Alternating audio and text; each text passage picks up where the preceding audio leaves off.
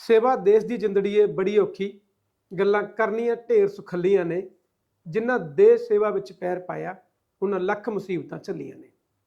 ये जरूरी नहीं हुंदा कि जिहड़ी कुर्बानी है वो जदों साडा देश गुलाम सी उदों ही हो सकदी सी, जां उन्हां योद्धियां दी ही गल करदे हां असीं जिन्हां ने आज़ादी तो पहलां देश लई अपनी कीमती जान कुर्बान कीती।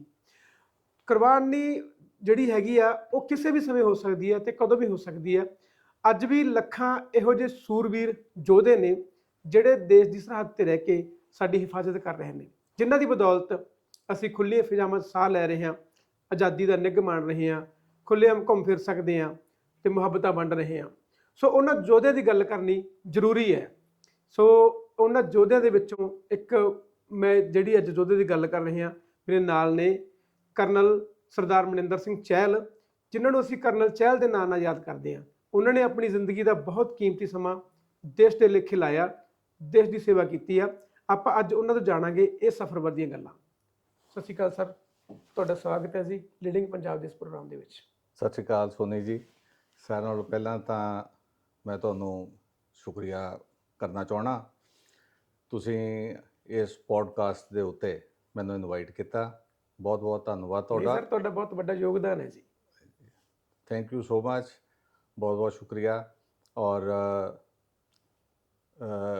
ਮੈਂ ਤੁਹਾਨੂੰ ਜੇ ਦਿਲ ਦੀ ਗੱਲ ਕਹਾਂ ਜੀ ਤਾਂ ਸਾਡੇ ਦੇਸ਼ ਨੇ ਬਹੁਤ ਯੋਧਿਆਂ ਨੂੰ ਜਨਮ ਦਿੱਤਾ। ਬਿਲਕੁਲ ਜੀ। ਬਹੁਤ ਯੋਧਿਆਂ ਨੇ ਇਸ ਧਰਤੀ ਦੇ ਉੱਤੇ ਆ ਕੇ ਆਪਣੇ ਫਰਜ਼ ਨਿਭਾਏ। ਬਿਲਕੁਲ ਜੀ। ਆਪਣਾ ਖੂਨ ਦਿੱਤਾ ਜੀ, ਇਤਿਹਾਸ ਬਣਾਇਆ ਜੀ, ਔਰ ਇਸ ਧਰਤੀ ਤੋਂ ਅਲਵਿਦਾ ਕਰ ਗਏ ਜੀ, ਜਿਨ੍ਹਾਂ ਦੀ ਬਦੌਲਤ ਸਰ ਅਸੀਂ ਅੱਜ ਖੁੱਲੀ ਫਿਜ਼ਾਵਾਂ ਸਾਹ ਲੈ ਰਹੇ ਹਾਂ। ਬਿਲਕੁਲ ਸਰ, ਜੇ ਆਪਾਂ ਤੁਹਾਡੇ ਸਫ਼ਰ ਦੀ ਗੱਲ ਕਰੀਏ ਤਾਂ ਜਿਹੜਾ ਤੁਹਾਡਾ ਇੰਡੀਅਨ ਆਰਮੀ 'ਚ ਜਿਹੜੀ ਕਮਿਸ਼ਨ ਤੁਸੀਂ ਹੋਏ ਸੀਗੇ, ਉਹ ਤੁਸੀਂ ਕਦੋਂ ਹੋਏ ਸੀਗੇ ਤੇ ਤੁਹਾਨੂੰ ਕਿਉਂ ਲੱਗਿਆ ਇਹ ਵੀ ਮੈਨੂੰ ਆਰਮੀ 'ਚ ਹੀ ਜਾਣਾ ਚਾਹੀਦਾ ਹੈ? ਸੋਨੀ ਜੀ, ਸਾਰਿਆਂ ਨਾਲੋਂ ਪਹਿਲਾਂ ਤਾਂ ਮੈਂ ਤੁਹਾਨੂੰ ਇਹ ਦੱਸਣਾ ਚਾਹੁੰਦਾ ਕਿ ਮੈਂ ਉਹਨਾਂ ਇਨਸਾਨਾਂ ਦੇ ਵਿੱਚੋਂ ਹਾਂ, ਲੱਕੀ ਇਨਸਾਨਾਂ ਦੇ ਵਿੱਚੋਂ ਹਾਂ, ਜਿਨ੍ਹਾਂ ਨੂੰ ਜ਼ਿੰਦਗੀ ਦੇ ਵਿੱਚ ਬਹੁਤ ਯੰਗ ਏਜ ਦੇ ਉੱਤੇ ਜੀ ਇੱਕ ਸਹੀ ਰਸਤਾ ਮਿਲਿਆ ਜੀ ਔਰ ਉਸ ਰਸਤੇ ਦੇ ਉੱਤੇ ਚੱਲਦੇ ਰਹੇ। ਜੀ ਸਾਡੇ ਟੀਚਰਸ ਗੁਰੂਆਂ ਨੇ ਬਹੁਤ ਸੋਹਣੀ ਸਿੱਖਿਆ ਦਿੱਤੀ ਜੀ ਔਰ ਹਿੰਦੁਸਤਾਨ ਫੌਜ ਦੇ ਕਾਬਿਲ ਅਫਸਰ ਬਣਨ ਦੀ ਵਾਹਿਗੁਰੂ ਵੱਲੋਂ ਦਾਤ ਮਿਲੀ ਜੀ ਔਰ ਉਸੇ ਦੇ ਸਿਰ ਦੇ ਉੱਤੇ ਅੱਜ ਕਾਇਮ ਬੈਠੇ ਹਾਂ। ਜੀ ਜੀ ਜੀ ਸਰ, ਪਹਿਲੀ ਵਾਰ ਤੁਸੀਂ ਜਦੋਂ ਆਰਮੀ ਦੇ ਵਿੱਚ ਕਮਿਸ਼ਨ ਕਿਹੜੇ ਸੰਨ ਦੇ ਵਿੱਚ ਹੋਏ ਸੀਗੇ? ਮਤਲਬ ਉਦੋਂ ਕੀ ਮਾਹੌਲ ਚੱਲ ਰਿਹਾ ਸੀ? ਸਾਰਿਆਂ ਨਾਲੋਂ ਪਹਿਲਾਂ ਤਾਂ ਜਿਹੜੀ ਮੇਰੀ ਬੇਸਿਕ ਐਜੂਕੇਸ਼ਨ ਸੀ ਜੀ, ਉਹ ਮੈਂ ਸੈਨਿਕ ਸਕੂਲ ਦੇ ਵਿੱਚ, ਸੈਨਿਕ ਸਕੂਲ ਕਪੂਰਥਲਾ, ਜੀ ਉੱਥੇ ਆਪਣੀ ਬੇਸਿਕ ਐਜੂਕੇਸ਼ਨ ਕੀਤੀ ਜੀ 6 ਸਟੈਂਡਰਡ ਤੋਂ ਲੈ ਕੇ 11th ਸਟੈਂਡਰਡ ਤੱਕ। ਜੀ ਜੀ ਜੀ ਤੇ ਉਸ ਤੋਂ ਬਾਅਦ ਫਿਰ ਮੈਂ ਨੈਸ਼ਨਲ ਡਿਫੈਂਸ ਅਕੈਡਮੀ ਦੇ ਵਿੱਚ ਮੇਰੀ ਸਿਲੈਕਸ਼ਨ ਹੋਈ ਜੀ ਔਰ ਨੈਸ਼ਨਲ ਡਿਫੈਂਸ ਅਕੈਡਮੀ ਖੜਗਵਾਸਲਾ ਉੱਥੇ ਟ੍ਰੇਨਿੰਗ ਕੀਤੀ। ਜੀ ਉਸ ਤੋਂ ਬਾਅਦ 1 ਸਾਲ ਇੰਡੀਅਨ ਮਿਲਟਰੀ ਅਕੈਡਮੀ ਦੇਹਰਾਦੂਨ 'ਚ ਟ੍ਰੇਨਿੰਗ ਹੋਈ ਜੀ ਔਰ ਜੂਨ 1988 'ਚ 1988 ਦੇ ਵਿੱਚ ਮੈਨੂੰ ਹਿੰਦੁਸਤਾਨ ਆਰਮੀ ਦੇ ਵਿੱਚ ਕਮਿਸ਼ਨ ਮਿਲਿਆ। ਜੀ ਜੀ ਜੀ ਜੀ ਸਰ, ਤੁਹਾਡੀ ਪੇਰੈਂਟ ਯੂਨੀਅਨ ਕਿਹੜੀ ਹੈ? ਸਭ ਤੋਂ ਪਹਿਲਾਂ ਤੁਸੀਂ ਕਿਸ ਮਤਲਬ ਉਹਦੇ ਵਿੱਚ ਭਰਤੀ ਸੀਗੇ? ਮੈਂ ਜਦੋਂ ਕਮਿਸ਼ਨ ਮਿਲਿਆ ਮੈਨੂੰ ਜੀ ਜੂਨ 1988 'ਚ, ਉਸ ਟਾਈਮ ਦੇ ਉੱਤੇ 4 ਸਿੱਖ ਬਟਾਲੀਅਨ ਜੀ ਨੂੰ ਮੈਂ ਜੁਆਇਨ ਕੀਤਾ, ਜੀ ਜਿਹੜੀ ਕਿ ਬਹੁਤ ਇਤਿਹਾਸਿਕ ਯੋਧਿਆਂ ਦੀ, ਸੂਰਵੀਰਾਂ ਦੀ ਯੂਨਿਟ ਹੈ, ਜੀ ਜਿਸ ਨੇ ਹਿੰਦੁਸਤਾਨ ਦੇ ਵਿੱਚ ਨਹੀਂ ਲੇਕਿਨ ਦੁਨੀਆ ਦੇ ਵਿੱਚ ਆਪਣਾ ਨਾਮ ਕਮਾਇਆ। ਜੀ ਉਹ ਹੈਗੀ ਆ 36 ਸਿੱਖ ਬਟਾਲੀਅਨ, ਜੀ ਜਿਹਨੂੰ ਬਹੁਤ ਇਤਿਹਾਸਿਕ ਲਫ਼ਜ਼ਾਂ ਦੇ ਵਿੱਚ ਸਰਾਗੜੀ ਬਟਾਲੀਅਨ ਦੇ ਨਾਂ ਦੇ ਉੱਤੇ ਵੀ ਜਾਣਿਆ ਜਾਂਦਾ। ਬਹੁਤ ਮਸ਼ਹੂਰ ਬਟਾਲੀਅਨ ਹੈ। ਜੀ ਜੀ ਜੀ ਜੀ ਜੀ ਜਿਸ ਬਟਾਲੀਅਨ ਦਾ ਸਾਰਾ ਇਤਿਹਾਸ ਸੁਨਹਿਰੀ ਲਫ਼ਜ਼ਾਂ ਦੇ ਨਾਲ ਲਿਖਿਆ ਹੋਇਆ, ਯਾਦ ਕੀਤਾ ਜਾਂਦਾ ਉਹਨੂੰ। ਯਾਦ ਕੀਤਾ ਜਾਂਦਾ ਔਰ ਇਹ ਇੱਕ ਬਹੁਤ ਜ਼ਬਰਦਸਤ ਸੂਰਬੀਰਾਂ ਦੀ ਪਲਟਨ ਹੈ। ਜੀ ਸਰ, ਜਿਹੜੀ ਇਹ ਸਾਰਾਗੜੀ ਦੀ ਜਿਹੜੀ ਜੰਗ ਸੀਗੀ, ਜਿਹੜੀ ਲੜਾਈ ਹੋਈ ਸੀਗੀ ਇਹ, ਹਨਾ, ਇਹ ਮੈਨੂੰ ਲੱਗਦਾ ਵੀ ਦੁਨੀਆ ਦੀਆਂ ਪਹਿਲੀਆਂ 8 ਲੜਾਈਆਂ ਦੇ ਵਿੱਚ ਨੂੰ ਗਿਣਿਆ ਜਾਂਦਾ, ਹਨਾ। ਤੇ ਤੁਸੀਂ ਜਿਹੜਾ ਇਹਦਾ ਇਤਿਹਾਸ ਆ, ਇਹਨੂੰ ਕਿਵੇਂ ਬਾਚਦੇ ਹੋ, ਮਤਲਬ ਇਹਨੂੰ ਕਿਵੇਂ ਦੇਖਦੇ ਹੋ ਤੁਸੀਂ ਇਸ ਚੀਜ਼ ਨੂੰ, ਕਿਉਂਕਿ ਇਹ ਬਹੁਤ ਵੱਡੀ ਇੱਕ ਲੜਾਈ ਸਾਡੀ ਬਿਲਕੁਲ। ਕੌਮ ਦੇ ਹਿੱਸੇ ਆਈ ਹੈ। ਬਿਲਕੁਲ। ਜੇ ਆਪਾਂ ਗੱਲ ਕਰੀਏ ਸਾਰਾਗੜੀ ਦੀ ਲੜਾਈ ਦੀ, ਜੀ ਇਹਦੇ ਵਿੱਚ ਮੈਂ ਤੁਹਾਨੂੰ ਥੋੜਾ ਬਰੀਫ ਦੇ ਵਿੱਚ ਜੀ ਹੀ ਜੀ ਦੱਸੂਗਾ। ਜੀ ਜੀ ਜੀ ਜੀ ਜੀ। ਇਹ ਸੋਨੀ ਜੀ 12 ਸਤੰਬਰ 1997 ਦੇ ਵਿੱਚ ਜੀ 1897 ਦੇ ਵਿੱਚ ਇਹ ਲੜਾਈ ਲੜੀ ਗਈ ਸੀ, ਜੀ ਜਿਹਦੇ ਵਿੱਚ ਹਿੰਦੁਸਤਾਨ ਫੌਜ ਦੇ, ਜੋ ਕਿ ਉਸ ਸਮੇਂ ਬ੍ਰਿਟਿਸ਼ ਆਰਮੀ ਦੇ ਨੀਚੇ ਸੀ, ਜੀ 36 ਸਿੱਖ ਬਟਾਲੀਅਨ ਦੇ 21 ਜਵਾਨ ਯੋਧੇ ਜੀ ਜਵਾਨ ਸੀ, ਜੀ ਜਿਹੜੇ ਕਿ ਹੌਲਦਾਰ ਈਸ਼ਰ ਸਿੰਘ ਦੀ ਕਮਾਂਡ ਦੇ ਨੀਚੇ ਸੀ। ਜੀ ਸਾਰਾਗੜੀ ਇੱਕ ਪੋਸਟ ਸੀ ਨੌਰਥ ਵੈਸਟ ਫਰੰਟੀਅਰ ਪ੍ਰੋਵਿੰਸ ਦੇ ਵਿੱਚ, ਜੀ ਜਿਹੜਾ ਇਲਾਕਾ ਅੱਜ ਦੀ ਡੇਟ ਦੇ ਵਿੱਚ ਪਾਕਿਸਤਾਨ ਔਰ ਅਫਗਾਨਿਸਤਾਨ ਦੇ ਬਾਰਡਰ ਦੇ ਉੱਪਰ ਹੈ। ਬਾਰਡਰ ਦੇ ਉੱਪਰ ਹੈ ਜੀ। ਉਸ ਪੋਸਟ ਦੇ ਉੱਤੇ ਇਹ 21 ਜਵਾਨ ਹੌਲਦਾਰ ਈਸ਼ਰ ਸਿੰਘ ਦੀ ਕਮਾਂਡ ਥੱਲੇ ਸੀ, ਜੀ ਜਿਨ੍ਹਾਂ ਨੇ ਸਾਰਾਗੜੀ ਦੀ ਲੜਾਈ ਲੜੀ ਅਫਗਾਨੀ ਟਰਾਈਬਲਸ ਦੇ ਨਾਲ, ਜੀ ਜਿਨ੍ਹਾਂ ਦੀ ਗਿਣਤੀ 10,000 ਤੋਂ ਉੱਪਰ ਸੀ। ਉੱਪਰ ਸੀ। ਇਸ ਲੜਾਈ ਦੇ ਦੌਰਾਨ ਇਹ 21 ਦੇ 21 ਜਿਹੜੇ ਜਵਾਨ ਸੀ, ਜੀ ਇਹਨਾਂ ਨੇ ਸ਼ਹਾਦਤ ਪਾਈ ਜੀ ਔਰ ਇਸ ਦੇ ਵਰਖਿਲਾਫ ਅਫਗਾਨਿਸਤਾਨ ਦੇ 500 ਤੋਂ ਜ਼ਿਆਦਾ ਜਿਹੜੇ ਟਰਾਈਬਲ ਸੀ ਜੀ। ਉਹ ਸ਼ਹੀਦ ਹੋਏ ਜੀ ਔਰ ਆਲਮੋਸਟ 1100 ਤੋਂ ਉੱਪਰ ਜ਼ਖਮੀ ਹੋਏ। ਜ਼ਖਮੀ ਹੋਏ। ਇਹ ਸਰ ਇਹ ਬਹੁਤ ਇਹ ਵੱਡੀ, ਹਾਂਜੀ, ਇਹ ਉਹਨਾਂ ਲੜਾਈਆਂ ਦੇ ਵਿੱਚੋਂ ਆ ਜਿਹੜੀਆਂ UN ਨੇ ਰੈਕੋਗਨਾਈਜ਼ ਕੀਤਾ ਦੁਨੀਆ ਦੀ 8 ਮਹਾਨ ਲੜਾਈਆਂ ਦੇ ਵਿੱਚੋਂ। ਜੀ ਜੀ ਜੀ ਇਹ ਲੜਾਈ ਦਿਨ ਦੇ ਸਮੇਂ ਹੋਈ ਸੀ ਜੀ ਔਰ ਜਿਹੜੇ ਉਸ ਸਮੇਂ 36 ਸਿੱਖ ਦੇ ਕਮਾਂਡਿੰਗ ਅਫਸਰ ਸੀ ਜੀ ਕਰਨਲ ਹੌਟਨ, ਜੀ ਉਹ ਦੂਸਰੀ ਪੋਸਟ ਦੇ ਉੱਤੇ ਬੈਠ ਕੇ ਇਹ ਸਾਰਾ ਹੁਲੀਆ ਦੇਖ ਰਹੇ ਸੀ। ਜੀ ਉਹਨਾਂ ਦੀ ਅੱਖਾਂ ਦੇ ਸਾਹਮਣੇ ਇਹ ਲੜਾਈ ਲੜੀ ਗਈ, ਜਿਸ ਕਰਕੇ ਇੱਕ ਇੱਕ ਇਸ ਲੜਾਈ ਦੀ ਜਿਹੜੀ ਡਿਟੇਲ ਆ ਉਹ ਇਤਿਹਾਸ ਦੇ ਵਿੱਚ ਲਿਖੀ ਗਈ। ਲਿਖੀ ਗਈ ਹੈ ਔਰ ਬਿਲਕੁਲ ਸਹੀ ਦਰਜ ਹੋਈ ਹੈ। ਹਾਂਜੀ, ਬਿਲਕੁਲ ਸਹੀ ਦਰਜ ਹੋਈ ਆ। ਇਹਦੇ ਵਿੱਚ ਬਿਲਕੁਲ ਵੀ ਕੋਈ ਚੀਜ਼ ਜਿਹੜੀ ਆ ਮਿਲਾਵਟ ਨਹੀਂ ਹੋਈ। ਮਿਲਾਵਟ ਨਹੀਂ ਹੋਈ। ਇਹ ਬਿਲਕੁਲ ਸੱਚਾ ਇਤਿਹਾਸ ਆ। ਔਰ ਉਸ ਟਾਈਮ ਦੇ ਉੱਤੇ ਜਦੋਂ ਇਸ ਯੋਧਿਆਂ ਦੇ ਬਾਰੇ ਇਹਨਾਂ ਦੀ ਵਿਆਖਿਆ ਕੀਤੀ ਗਈ, ਕਿਸ ਤਰੀਕੇ ਨਾਲ ਇਹਨਾਂ ਨੇ ਸਾਰਾਗੜੀ ਦੀ ਪੋਸਟ ਨੂੰ ਸੰਭਾਲਿਆ ਜੀ ਔਰ ਆਖਰੀ ਦਮ ਤੱਕ ਇਹ ਲੜਾਈ ਲੜਦੇ ਰਹੇ, ਬ੍ਰਿਟਿਸ਼ ਪਾਰਲੀਮੈਂਟ ਦੇ ਵਿੱਚ ਜੀ ਇਸ ਚੀਜ਼ ਦੇ ਉੱਤੇ ਮੌਨ ਰੱਖਿਆ ਗਿਆ ਜੀ ਔਰ ਮੌਨ ਧਾਰਨ ਦੇ ਉੱਤੇ ਇਹਨਾਂ ਨੂੰ ਸਾਰੇ ਯੋਧਿਆਂ ਨੂੰ ਸਨਮਾਨ ਦਿੱਤਾ ਗਿਆ ਉਹਨਾਂ ਦੇ ਸ਼ਹੀਦ ਹੋਣ ਤੋਂ ਬਾਅਦ। ਉਹਨਾਂ ਦੇ ਸ਼ਹੀਦ ਹੋਣ ਤੋਂ ਬਾਅਦ। ਜੀ ਜੀ ਜੀ ਜੀ ਔਰ ਉਹਨਾਂ ਦੀ ਸ਼ਹਾਦਤ ਤੋਂ ਬਾਅਦ ਇਹਨਾਂ ਸਾਰੇ ਸ਼ਹੀਦਾਂ ਨੂੰ, ਇਹਨਾਂ ਦੇ ਪਰਿਵਾਰਾਂ ਨੂੰ 500 ਰੁਪਇਆ ਜੀ ਤੇ ਕਈ ਮੁਰੱਬੇ ਜ਼ਮੀਨ ਦੇ ਜੀ ਉਹ ਇਨਾਮ 'ਚ ਦਿੱਤੇ ਗਏ। ਔਰ ਇਹ ਉਹ ਲੜਾਈ ਆ ਜਿਸ ਦੇ ਵਿੱਚ ਅੱਜ ਤੱਕ ਕਿਸੇ ਨੇ ਇਸ ਚੀਜ਼ ਦੇ ਉੱਪਰ ਜ਼ਿਆਦਾ ਰੋਸ਼ਨੀ ਨਹੀਂ ਪਾਈ, ਪਰ ਜੀ। ਮੈਂ ਤੁਹਾਨੂੰ ਇਸ ਪੋਡਕਾਸਟ ਦੇ ਦੌਰਾਨ ਦੱਸਣਾ ਚਾਹਣਾ ਜੀ ਕਿ ਇਹ ਦੁਨੀਆ ਦੀ ਉਹ ਇੱਕ ਐਸੀ ਲੜਾਈ ਹੈ ਜਿਹਦੇ ਵਿੱਚ ਜਿੰਨੇ ਦੇਸ਼ ਦੇ ਜਵਾਨਾਂ ਨੇ ਹਿੱਸਾ ਲਿਆ, ਉਹਨਾਂ ਸਾਰਿਆਂ ਨੂੰ 100% ਉਸ ਮੁਲਕ ਦੇ ਸਾਰਿਆਂ ਨਾਲੋਂ ਵੱਡੇ ਗੈਲੈਂਟਰੀ ਅਵਾਰਡ, ਹਾਈਐਸਟ ਗੈਲੈਂਟਰੀ ਅਵਾਰਡ ਦੇ ਨਾਲ ਨਵਾਜ਼ਿਤ ਕੀਤਾ ਗਿਆ। ਇਹ ਸਿਰਫ ਦੁਨੀਆ ਦੇ ਇਤਿਹਾਸ ਦੇ ਵਿੱਚ ਇੱਕ ਬੈਟਲ ਆਫ ਸਾਰਾਗੜੀ ਆ ਜਿਹੜੇ ਇਸ ਨੂੰ ਮੁਕਾਮ ਨੂੰ ਪਾਰ ਕਰਦੀ ਆ। ਔਰ ਸਰ ਸਾਡੇ ਲਈ ਬਹੁਤ ਵੱਡੇ ਮਾਣ ਵਾਲੀ ਗੱਲ ਹੈ ਵੀ ਐਡੀ ਵੱਡੀ ਲੜਾਈ ਸਿੱਖ ਕੌਮ ਦੇ ਹਿੱਸੇ ਆਈ ਹੈ। ਸੋਨੀ ਜੀ, ਇਹ ਬਿਲਕੁਲ ਤੁਹਾਡੀ ਗੱਲ ਸਹੀ ਆ ਔਰ ਮੈਂ ਫਰਦਰ ਜਿਹੜੀ ਤੁਸੀਂ ਗੱਲ ਕਹਿ ਰਹੇ ਹੋ ਇਸ ਦੇ ਉੱਤੇ ਹੋਰ ਰੋਸ਼ਨੀ ਪਾ ਰਿਹਾ। ਜੀ ਇਹ 1897 ਦੇ ਵਿੱਚ ਜਦੋਂ ਇਹ ਲੜਾਈ ਹੋਈ ਔਰ ਮੇਰੀ ਪਲਟਨ 36 ਸਿੱਖ ਨੇ ਜਦੋਂ ਇਹ ਲੜਾਈ ਲੜੀ, ਜੀ ਇਸ ਲੜਾਈ ਨੇ ਐਸੀ ਮਿਸਾਲ ਕਾਇਮ ਕੀਤੀ ਇਤਿਹਾਸ ਦੇ ਵਿੱਚ ਔਰ ਨਾਲ ਹੀ ਜਿਹੜੀ 36 ਸਿੱਖ ਦਾ ਇਤਿਹਾਸ ਆ ਉਹਦੇ ਵਿੱਚ ਜੀ ਇਸ ਲੜਾਈ ਤੋਂ ਬਾਅਦ 'ਚ ਜਿੰਨੀਆਂ ਵੀ world war 1 world war 2 independence ਤੋਂ ਬਾਅਦ 'ਚ ਜੀ ਜਿੰਨੀਆਂ ਵੀ ਹਿੰਦੁਸਤਾਨ ਫੌਜ ਨੇ ਜਿੱਥੇ ਵੀ ਹਿੱਸਾ ਲਿਆ ਜੀ ਉਹਨਾਂ ਸਾਰੀਆਂ ਲੜਾਈਆਂ ਦੇ ਵਿੱਚ 36 ਸਿੱਖ ਨੇ ਹਿੱਸਾ ਲਿਆ ਔਰ ਉਹਨਾਂ ਸਾਰੀਆਂ ਲੜਾਈਆਂ ਦੇ ਵਿੱਚ ਆਪਣਾ ਨਾਂ ਕਮਾਇਆ ਔਰ ਬੈਟਲ ਆਨਰ ਦੇ ਨਾਲ ਨਵਾਜ਼ਿਤ ਕੀਤਾ ਗਿਆ। 36 ਸਿੱਖ ਉਹ ਬਟਾਲੀਅਨ ਆ ਜਿਸ ਨੂੰ 22 ਬੈਟਲ ਆਨਰ ਜੀ ਅੱਜ ਤੱਕ ਮਿਲੇ ਨੇ ਅੱਜ ਤੱਕ। ਔਰ ਉਹ ਦੁਨੀਆ ਦੇ ਵਿੱਚ ਕੋਈ ਐਸੀ ਮੇਜਰ ਲੜਾਈ ਨਹੀਂ ਜਿੱਥੇ ਉਹਨਾਂ ਨੇ ਹਿੱਸਾ ਨਹੀਂ ਲਿਆ ਔਰ ਆਪਣਾ ਨਾਂ ਨਹੀਂ ਕਮਾਇਆ, ਬੈਟਲ ਆਨਰ ਨਹੀਂ ਮਿਲਿਆ। ਜੀ ਜੀ ਇਹ ਸਰ ਬਹੁਤ ਵੱਡੇ ਮਾਣ ਵਾਲੀ ਗੱਲ ਹੈ ਜੀ। ਇਹ ਸਾਰਾਗੜ੍ਹੀ ਦੀ ਜਿਹੜੀ ਲੜਾਈ ਹੈ ਸਾਡੇ ਹਿੱਸੇ ਆਈ ਹੈ ਨਾ ਸਰ। ਤੁਸੀਂ ਸਰਵਿਸ ਕਿੰਨਾ ਟਾਈਮ ਕੀਤੀ ਹੈ? ਸੋਨੀ ਜੀ ਮੈਂ 1988 ਦੇ ਵਿੱਚ ਜੀ ਕਮਿਸ਼ਨ ਹੋਇਆ ਸੀ ਜੀ ਔਰ ਮੈਂ 2020 ਦੇ ਵਿੱਚ ਆਪਣੀ ਯੂਨੀਫਾਰਮ ਟੰਗੀ ਜੀ ਜੀ ਔਰ ਤਕਰੀਬਨ 33 ਸਾਲ ਜੀ ਦੀ ਸਰਵਿਸ ਮੈਂ ਕੀਤੀ ਆ ਔਰ ਇਹ ਜਿਹੜਾ ਸਫ਼ਰ ਸੀਗਾ ਬਹੁਤ ਹੀ ਸੋਹਣਾ ਸਫ਼ਰ, ਬਹੁਤ ਹੀ ਸੈਟੀਸਫਾਈਂਗ ਜੀ ਔਰ ਬਹੁਤ ਹੀ ਮਜ਼ੇਦਾਰ ਸਫ਼ਰ ਹੈ।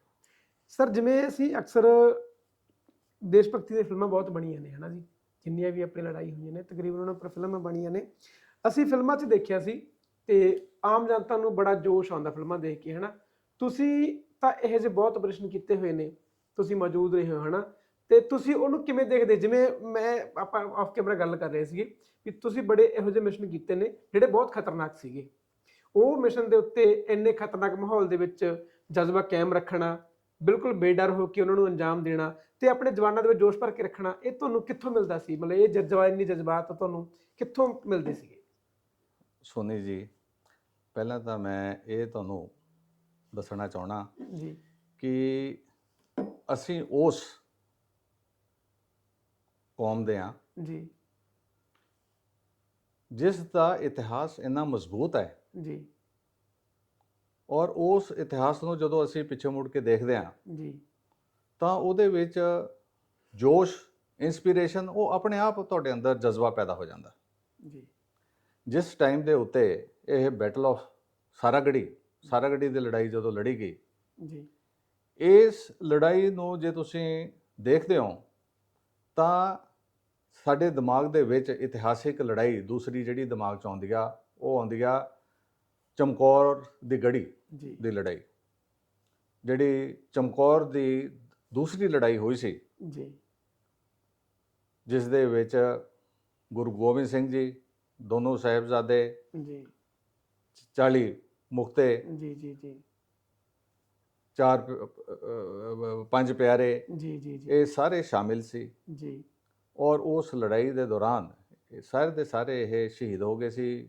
ਗੁਰੂ ਗੋਬਿੰਦ ਸਿੰਘ ਜੀ ਤੇ ਨਾਲ ਥੋੜੇ ਸਿੰਘ ਉਹਨਾਂ ਦੇ ਨਾਲ ਉਥੋਂ ਚਲੇ ਗਏ ਸੀ ਜੀ ਕਿਉਂਕਿ ਜ਼ਿੰਦਗੀ ਦੇ ਵਿੱਚ ਹੋਰ ਬਹੁਤ ਅੱਗੇ ਮਿਸ਼ਨ ਸੀ, ਵੱਡੇ ਮਿਸ਼ਨ ਸੀਗੇ। ਬਿਲਕੁਲ ਬਿਲਕੁਲ ਜਿਨ੍ਹਾਂ ਨੂੰ ਅੰਜਾਮ ਦੇਣਾ ਸੀ। ਸੀ। ਬਿਲਕੁਲ। ਸੋ ਉਹਨਾਂ ਚੀਜ਼ਾਂ ਨੂੰ ਜਦੋਂ ਅਸੀਂ ਦੇਖਦੇ ਹਾਂ ਕਿ ਇੱਕ ਸਿੰਘ ਜੀ ਉਹ 1.25 ਲੱਖ ਦੇ ਨਾਲ ਲੜਾਈ ਕੀਤੀ ਉਹਨਾਂ ਦੇ ਭਾਰੀ ਪਿਆ ਤੇ ਉਸ ਲੜਾਈ ਦੇ ਵਿੱਚ ਉਹ ਵਿਜੇਤਾ ਹੋਏ।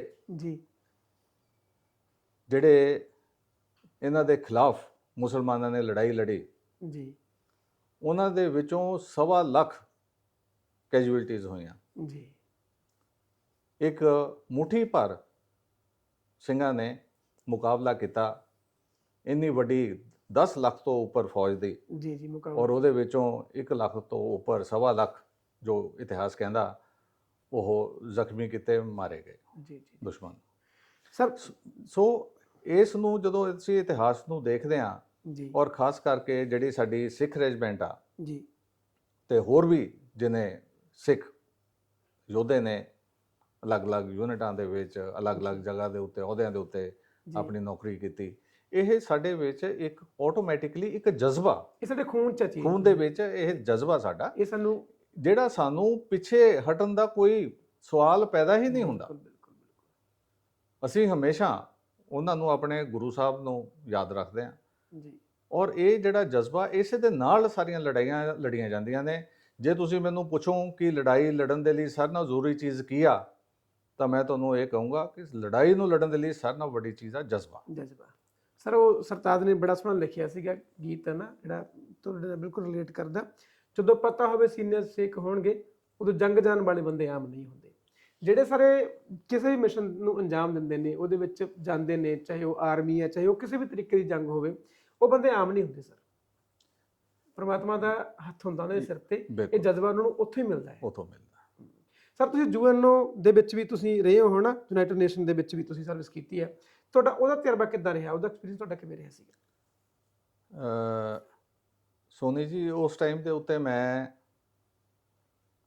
ਯੂਨਿਟ ਦਾ 2IC ਸੀ ਜੀ, 36 ਸਿੱਖ ਦਾ ਜੀ, ਤੇ ਸਾਡੀ 36 ਸਿੱਖ ਬਟਾਲੀਅਨ ਨੂੰ 2006 ਦੇ ਵਿੱਚ UN ਮਿਸ਼ਨ ਦੇ ਉੱਤੇ ਜਾਣ ਦਾ ਮੌਕਾ ਮਿਲਿਆ ਲੈਬਨਾਨ ਦੇ ਅੰਦਰ। ਜੀ। ਔਰ ਤੁਸੀਂ ਅੱਜ ਕੱਲ੍ਹ ਵੀ ਖਬਰਾਂ ਪੜ੍ਹਦੇ ਖਬਰਾਂ ਹੋ, ਪੜ੍ਹ ਰਹੇ ਸਰ ਅੱਜ ਕੱਲ੍ਹ ਅੱਜ ਕੱਲ੍ਹ ਫੇਰ ਮਿਡਲ ਈਸਟ ਦੇ ਵਿੱਚ ਬਹੁਤ ਜ਼ਿਆਦਾ ਮਾਹੌਲ ਖਰਾਬ ਹੋਇਆ।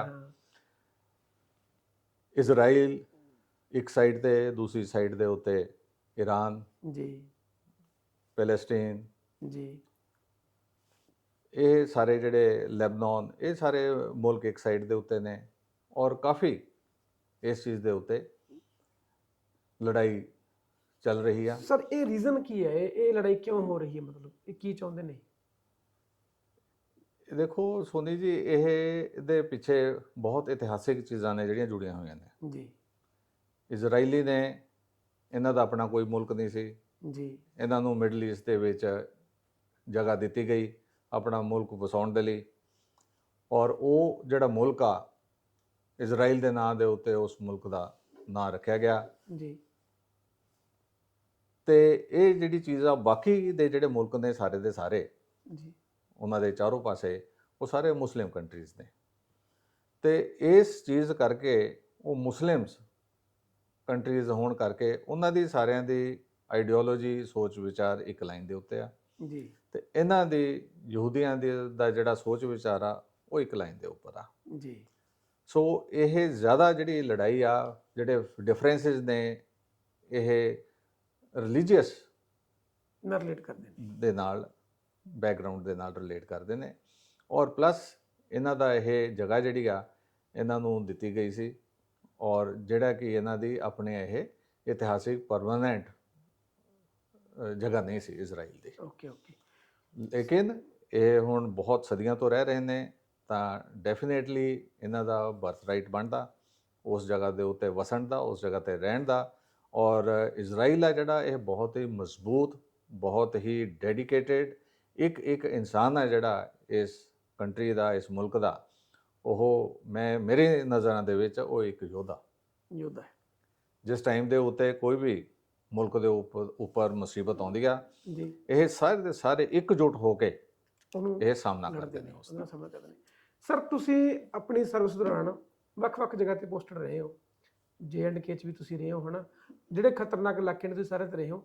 ਤੁਹਾਡਾ ਐਕਸਪੀਰੀਅੰਸ ਸਭ ਤੋਂ ਜ਼ਿਆਦਾ ਮਤਲਬ ਜਿਹੜਾ ਸੀਗਾ ਵੀ ਕਹਿ ਸਕਦੇ ਆਪਾਂ ਵਧੀਆ ਕਹਿ ਸਕਦੇ ਆਪਾਂ, ਉਹ ਕਿਸ ਏਰੀਆ 'ਚ ਰਿਹਾ, ਤੇ ਕਿਸੇ ਏਰੀਆ 'ਚ ਤੁਹਾਨੂੰ ਲੱਗਦਾ ਸੀ ਵੀ ਇੱਥੇ ਯਾਰ ਇਹ ਚੀਜ਼ਾਂ ਦੀ ਹਲੇ ਹੋਰ ਲੋੜ ਆ ਸੁਧਾਰ ਦੀ, ਕਿੱਦਾਂ ਹੋ ਸਕਦਾ ਹੈ? ਤੁਸੀਂ ਉਹਦੇ ਲਈ ਕੀ ਮਤਲਬ ਪ੍ਰਬੰਧ ਕੀਤੇ ਸੀ, ਜਾਂ ਤੁਹਾਡੇ ਵੱਲੋਂ ਕੀ ਉਹਦੇ ਵਿੱਚ ਤੁਹਾਡੀ ਆਊਟਪੁੱਟ ਸੀਗੀ? ਸੋਨੀ ਜੀ, ਮੈਂ ਆਪਰੇਸ਼ਨਸ ਦੇ ਬਾਰੇ ਜ਼ਿਆਦਾ ਆਪਾਂ ਮਤਲਬ ਡਿਟੇਲ ਦੇ ਵਿੱਚ ਨਹੀਂ ਗੱਲ ਕਰ ਸਕਦੇ। ਬਿਲਕੁਲ ਮੈਂ ਸਹਿਮਤ ਉਸ ਗੱਲ ਨਾਲ। ਹਾਂ, ਪਰ ਮੈਂ ਤੁਹਾਨੂੰ ਦੱਸਦਾ, ਮੈਂ ਯੰਗ ਆਫਿਸਰ ਸੀ ਜੀ, ਤੇ ਮੇਰੇ ਕੋਲ ਸਾਡੇ ਜਨਰਲ ਆਫਿਸਰ ਕਮਾਂਡਿੰਗ ਜੀ, ਉਹ ਆਏ, ਜੀ, ਆ ਕੇ ਰਾਤ ਨੂੰ ਰੁਕੇ ਵੀ ਮੇਰੇ ਕੋਲ ਪੋਸਟ ਦੇ ਉੱਪਰ। ਜੀ, ਤੇ ਉਹਨਾਂ ਦੇ ਕੋਲ ਬਰੀਫਿੰਗ ਹੋਈ। ਜੀ, ਉਹਨਾਂ ਨੂੰ ਮੈਂ ਦੱਸਿਆ ਕਿ ਸਰ, ਜੋ ਤੁਸੀਂ ਮੇਰੀ ਕੰਪਨੀ ਨੂੰ ਆਪਰੇਸ਼ਨਲ ਟਾਸਕ ਦਿੱਤੇ ਨੇ, ਜੀ, ਸੋ ਉਹਨਾਂ ਦੇ ਵਿੱਚੋਂ ਇੱਕ ਟਾਸਕ ਆ ਕਿ ਦੁਸ਼ਮਣ ਦੇ ਇਲਾਕੇ 'ਚ ਜਾ ਕੇ ਉਹਨਾਂ ਦੀ ਜਿਹੜੀਆਂ ਪੋਸਟਾਂ ਨੇ ਜੀ, ਉਹਨੂੰ ਬਰਬਾਦ ਕਰਕੇ ਬਿਨਾਂ ਕੋਈ ਉੱਥੇ ਆਪਣਾ ਸਬੂਤ ਛੱਡੇ ਜੀ, ਵਾਪਸ ਆਉਣਾ। ਲੇਕਿਨ ਔਨ ਗਰਾਊਂਡ ਇਹ ਜਿਹੜਾ ਕੰਮ ਸੀਗਾ, ਇਹ ਇੱਕ ਇੰਪੋਸੀਬਲ ਨਾ ਹੋਣ ਵਾਲਾ ਕੰਮ ਸੀਗਾ। ਜੀ, ਜੀ, ਜੀ, ਜੀ, ਜੀ, ਜੀ। ਆਪਰੇਸ਼ਨ ਹੋ ਸਕਦਾ, ਲੇਕਿਨ ਇਹ ਕਹਿਣਾ ਕਿ ਉੱਥੇ ਤੁਹਾਡਾ ਕੋਈ ਕੈਜੂਅਲਟੀ ਨਹੀਂ ਰਹਿਣੀ ਚਾਹੀਦੀ, ਕੋਈ ਤੁਹਾਡਾ ਸਬੂਤ ਨਹੀਂ ਰਹਿਣਾ ਚਾਹੀਦਾ ਪਿੱਛੇ, ਉਹ ਮੁਸ਼ਕਿਲ ਸੀ। ਓਕੇ। ਤੇ ਮੈਂ ਉਹਨਾਂ ਨੂੰ, ਜਨਰਲ ਸਾਹਿਬ ਨੂੰ ਬਰੀਫ ਕੀਤਾ। ਮੈਂ ਕਿਹਾ ਸਰ, ਜੋ ਇੱਥੇ ਔਨ ਗਰਾਊਂਡ ਕੰਡੀਸ਼ਨਸ ਨੇ, ਜੀ ਜਿੱਦਾਂ ਹੀ ਅਸੀਂ ਲਾਈਨ ਆਫ ਕੰਟਰੋਲ ਪਾਰ ਕਰਦੇ ਹਾਂ, ਸਾਹਮਣੇ ਬਹੁਤ ਵੱਡਾ ਪਿੰਡ ਆ POK ਦੇ ਵਿੱਚ, ਔਰ ਜਿੱਦਾਂ ਹੀ ਰਾਤ ਨੂੰ ਕੋਈ ਹਰਕਤ ਹੁੰਦੀ ਆ ਤਾਂ ਉੱਥੇ ਦੁਨੀਆ ਭਰ ਦੇ ਕੁੱਤੇ ਨੇ ਜਿਹੜੇ ਤੁਹਾਡੇ ਪਿੱਛੇ ਪੈ ਜਾਂਦੇ ਨੇ। ਜੀ ਹਰਕਤ ਆ ਤੁਹਾਡੀ ਉਸੇ ਟਾਈਮ ਦੇ ਉੱਤੇ ਫੜੀ ਜਾਂਦੀ ਆ। ਇਹਨਾਂ ਹਾਲਾਤਾਂ ਦੇ ਵਿੱਚ ਸਾਇਲੈਂਸ ਮੇਨਟੇਨ ਕਰਕੇ, ਸਰਪ੍ਰਾਈਜ਼ ਮੇਨਟੇਨ ਕਰਕੇ ਇਹ ਕਾਰਵਾਈ ਕਰਨੀ ਬੜੀ ਬਹੁਤ ਮੁਸ਼ਕਿਲ ਹੈ। ਬਹੁਤ ਮੁਸ਼ਕਿਲ ਹੈ। ਤੇ ਪਰ ਕੋਈ ਵੀ ਚੀਜ਼ ਮੁਸ਼ਕਿਲ ਨਹੀਂ ਹੁੰਦੀ ਜੇ ਤੁਹਾਡੀ ਇੱਛਾ ਹੋਵੇ ਕਰਨ ਦੀ, ਜਜ਼ਬਾ ਹੋਵੇ। ਤਾਂ ਫਿਰ ਮੈਂ ਉਹਨਾਂ ਨੂੰ ਦੱਸਿਆ ਕਿ ਸਰ, ਇਹ ਜਿਹੜਾ ਕੰਮ ਆ, ਇਹ ਅਸੀਂ ਆਪਣੀ ਪੋਸਟ ਦੇ ਉੱਤੇ ਬੈਠੇ ਹੀ ਇਸ ਚੀਜ਼ ਨੂੰ ਅੰਜਾਮ ਦੇ ਸਕਦੇ ਹਾਂ, ਅਸੀਂ ਕਰ ਸਕਦੇ ਹਾਂ। ਤੇ ਉਹਨਾਂ ਨੇ ਪੁੱਛਿਆ ਕਿਸ ਤਰੀਕੇ ਨਾਲ, ਤੇ ਮੈਂ ਉਹਨਾਂ ਨੂੰ ਬਰੀਫ ਕੀਤਾ ਕਿ ਆ ਮੇਰੀਆਂ ਪੋਸਟਾਂ ਨੇ, ਇੱਥੇ ਦੁਸ਼ਮਣ ਦੀ ਪੋਸਟ ਆ, ਇੰਨੇ ਮੇਰੇ ਕੋਲ ਹਥਿਆਰ ਆਲਰੇਡੀ ਹੈਗੇ ਨੇ, ਇੰਨਾ ਐਮੂਨੇਸ਼ਨ ਮੇਰੇ ਕੋਲ ਆ, ਇੰਨੇ ਮੈਨੂੰ ਹਥਿਆਰ ਹੋਰ ਚਾਹੀਦੇ ਨੇ, ਅਸੀਂ ਇੱਥੋਂ ਇਹ ਫਾਇਰ ਕਰਕੇ ਦੁਸ਼ਮਣ ਦੀ ਜਿਹੜੀ ਪੋਸਟ ਆ ਉਹਨੂੰ ਬਰਬਾਦ ਕਰ ਸਕਦੇ ਹਾਂ। ਇਹ ਸੋਨੀ ਜੀ ਤਕਰੀਬਨ 94 ਦੀ ਗੱਲ ਆ, 1994 ਦੀ। ਤੇ ਉਸ ਤੋਂ ਬਾਅਦ ਇਹ GOC ਸਾਹਿਬ ਨੇ, ਜਦੋਂ ਜਨਰਲ ਸਾਹਿਬ ਨੇ ਇਹ ਮੇਰੇ ਵਿਚਾਰ ਸੁਣੇ, ਉਸੇ ਟਾਈਮ ਹੁਕਮ ਦਿੱਤੇ ਬ੍ਰਿਗੇਡ ਕਮਾਂਡਰ ਸਾਹਿਬ ਨੂੰ ਕਿ ਇਹ ਜਿਹੜਾ ਯੰਗ ਆਫਸਰ ਆ, ਇਹ ਬੜੀ ਸੈਂਸੀਬਲ ਗੱਲ ਕਰ ਰਿਹਾ, ਬਿਲਕੁਲ ਸਹੀ ਗੱਲ ਕਰ ਰਿਹਾ, ਤੇ ਇਹਨਾਂ ਦੀ ਗੱਲ ਨੂੰ ਸੁਣੋ ਔਰ ਇਸ ਨੂੰ ਆਪਣੇ ਪਲਾਨ ਦੇ ਵਿੱਚ ਸ਼ਾਮਿਲ ਕਰੋ। ਔਰ ਜਦੋਂ ਇਹ ਚੀਜ਼ ਨੂੰ ਸ਼ਾਮਿਲ ਕੀਤਾ ਗਿਆ, ਸੋਨੀ ਜੀ, ਹੁਣ ਆ ਇੰਪੋਰਟੈਂਟ, ਸਾਰਿਆਂ ਨਾਲੋਂ ਜ਼ਰੂਰੀ ਗੱਲ ਦੱਸਣ ਵਾਲੀ, ਇਸ ਤੋਂ ਪਹਿਲਾਂ ਇੰਡੀਅਨ ਆਰਮੀ ਦੇ ਕੋਲ ਇਸ ਚੀਜ਼ ਦੇ ਉੱਤੇ ਇਸ ਤਰੀਕੇ ਦਾ ਕੋਈ ਕਨਸੈਪਟ ਨਹੀਂ ਸੀ। ਇਹਨੂੰ ਅਸੀਂ ਅੱਜ ਦੀ ਡੇਟ 'ਚ ਕਹਿੰਦੇ ਆ ਫਾਇਰ ਅਸੌਲਟ, ਕਿ ਫਾਇਰ ਪਾਵਰ ਦੇ ਨਾਲ ਹੀ ਫਾਇਰ ਕਰਕੇ ਦੁਸ਼ਮਣ ਦੀ ਜਿਹੜੀ ਪੋਸਟ ਆ, ਜਿਹੜੀ ਕਲੋਜ਼ ਆ, ਸਾਡੀ ਵਿਦਿਨ ਰੇਂਜ ਆ, ਉਸ ਨੂੰ ਬਰਬਾਦ ਕੀਤਾ ਜਾਵੇ।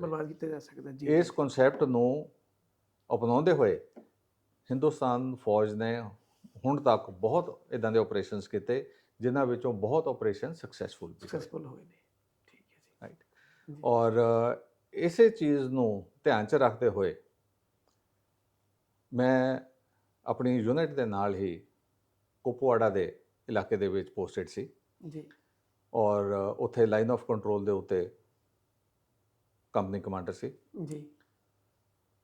ਮੇਰੀ ਕੰਪਨੀ ਦੇ ਸਾਹਮਣੇ ਤਕਰੀਬਨ 1.5 ਕਿਲੋਮੀਟਰ ਦੂਰ ਦੇ ਉੱਤੇ ਜੀ ਪਾਕਿਸਤਾਨ ਦੀ ਪੋਸਟ ਸੀ ਜੀ। ਉਸ ਪੋਸਟ ਦੇ ਉੱਪਰ ਉਹਨਾਂ ਦੀ HMG heavy machine gun deploy ਕੀਤੀ ਹੋਈ ਸੀ। ਓਕੇ।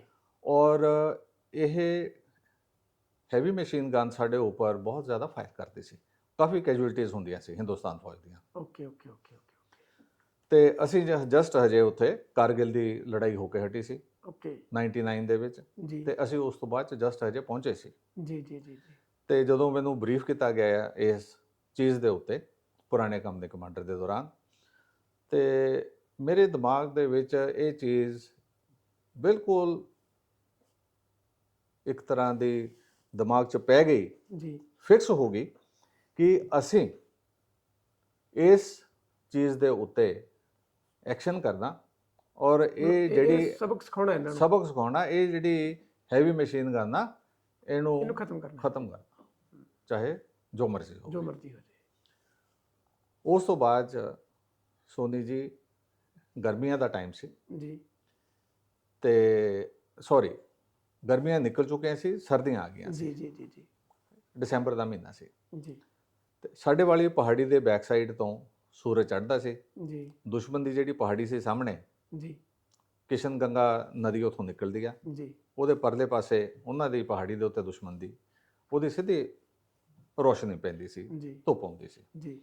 ਤਾਂ ਅਸੀਂ ਦੇਖਿਆ ਕਿ ਪਾਕਿਸਤਾਨੀਆਂ ਦੇ ਜਿਹੜੇ ਜਵਾਨ ਨੇ, ਉਹ ਸਵੇਰੇ 8:30-9 ਵਜੇ ਆਪਣਾ ਬ੍ਰੇਕਫਾਸਟ ਖਾਣਾ ਖਾ ਕੇ ਬਾਹਰ ਧੁੱਪ ਸੇਕਦੇ ਨੇ ਜੀ। ਔਰ ਸਾਡੀ ਜਿਹੜੀ ਸਾਰਿਆਂ ਨਾਲੋਂ ਨਜ਼ਦੀਕ ਪੋਸਟ ਸੀ, ਉਹ ਉੱਥੋਂ 1.5 ਕਿਲੋਮੀਟਰ ਦੂਰ ਤੇ ਸੀ। 1.5 ਕਿਲੋਮੀਟਰ ਦੂਰ ਜੀ। ਤੇ ਜਦੋਂ ਉਹਨਾਂ ਦੀ ਇਹ ਸਾਰੀ ਹਰਕਤ ਦੇਖੀ ਔਰ ਹਰ ਰੋਜ਼ ਸੇਮ ਰੂਟੀਨ ਉਹਨਾਂ ਦਾ ਦੇਖਿਆ, ਤੇ ਇਸ ਚੀਜ਼ ਨੂੰ ਦੇਖਦੇ ਹੋਏ ਆਪਰੇਸ਼ਨ ਪਲਾਨ ਕੀਤਾ ਮੈਂ। ਜੀ ਤੇ ਆਪਰੇਸ਼ਨ ਦੀ ਮੈਂ ਜ਼ਿਆਦਾ ਡਿਟੇਲ ਪਲੈਨਿੰਗ 'ਚ ਨਹੀਂ ਜੀ ਜਾਊਂਗਾ, ਜੀ ਜੀ ਜੀ ਜੀ ਲੇਕਿਨ ਜਦੋਂ ਮੈਨੂੰ ਆਪਣੇ ਕਮਾਂਡਿੰਗ ਅਫਸਰ ਸਾਹਿਬ ਤੋਂ ਓਕੇ ਮਿਲਿਆ, ਓਕੇ ਮਿਲੇ, ਹੁਕਮ ਹੋਇਆ ਉਹਨਾਂ ਦਾ।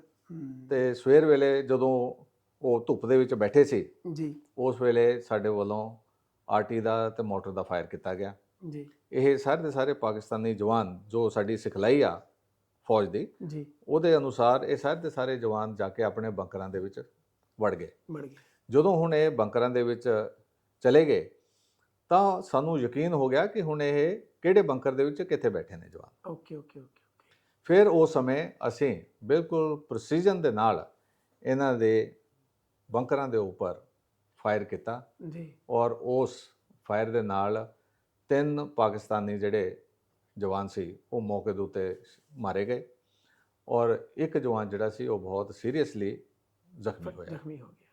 ਰਾਈਟ, ਇਹ ਤਕਰੀਬਨ 100% ਇਹ ਜਿਹੜਾ ਆਪਰੇਸ਼ਨ ਸੀਗਾ ਇਹ ਇੱਕ ਕਾਮਯਾਬ ਆਪਰੇਸ਼ਨ ਸੀ, ਔਰ ਇਹ ਵੀ ਉਸੇ ਕਨਸੈਪਟ ਦੇ ਉੱਤੇ ਆ, ਫਾਇਰ ਅਸੌਲਟ ਦੇ। ਇਹ ਵੀ ਫਾਇਰ ਅਸੌਲਟ ਦੇ ਉੱਪਰ ਹੀ ਆਧਾਰਿਤ ਸੀ। ਜੀ ਜੀ ਸਰ, ਚਲੋ ਇਹ ਤਾਂ ਚਲੋ ਉਹਨਾਂ ਦੀ ਆਰਮੀ ਦੀ ਗੱਲ ਹੋਈ ਹੈ ਨਾ। ਜਿਹੜੇ ਮਿਲੀਟੈਂਟ ਆਉਂਦੇ ਨੇ, ਜਿਹੜੇ ਉਹ ਆਪਣੀ ਉਹਨਾਂ ਦੀ ਮਨੋਦਸ਼ਾ ਕੀ ਹੁੰਦੀ ਹੈ? ਜਿਵੇਂ ਤੁਸੀਂ ਇੰਨੇ ਪ੍ਰਸ਼ਨ ਕੀਤੇ ਨੇ, ਕਈ ਵਾਰੀ ਤੁਸੀਂ ਉਹਨਾਂ ਨੂੰ ਬਹੁਤ ਨਜ਼ਦੀਕ ਤੋਂ ਦੇਖਿਆ ਹੋਊਗਾ, ਬਹੁਤ ਨੇੜਿਓਂ ਜਾਣਿਆ ਵੀ ਹੋਊਗਾ ਉਹਨਾਂ ਦੀ ਮਨੋਦਸ਼ਾ ਕੀ ਹੁੰਦੀ ਹੈ? ਇੱਦਾਂ ਦਾ ਕੀ ਉਹਨਾਂ ਦੇ ਦਿਮਾਗ 'ਚ ਭਰਿਆ ਹੁੰਦਾ ਜਿਹੜਾ ਉਹ ਸਿਰਫ ਇਸੇ ਚੀਜ਼ ਨੂੰ ਟਾਰਗੇਟ ਕਰਦੇ ਨੇ?